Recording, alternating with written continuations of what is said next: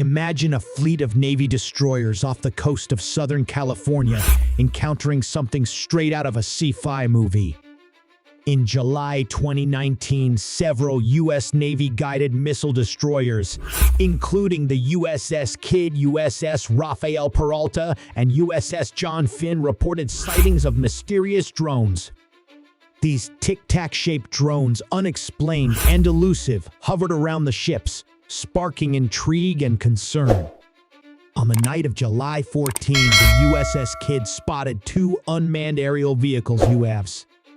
The ship's SENOOPIE team, equipped with consumer-grade cameras, was called to investigate.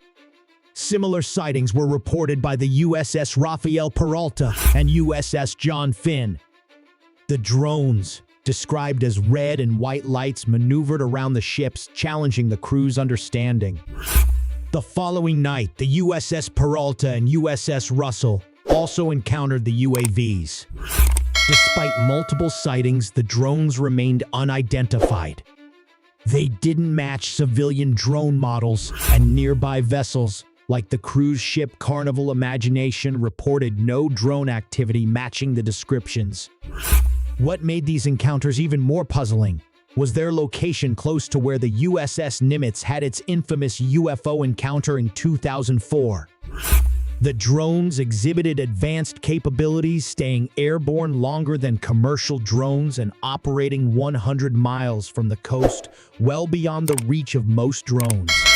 One drone even paced a destroyer, sailing at 16 knots, indicating sophisticated control. The drone's operators seemed intent on being noticed, hovering almost at eye level with the ship's bridge.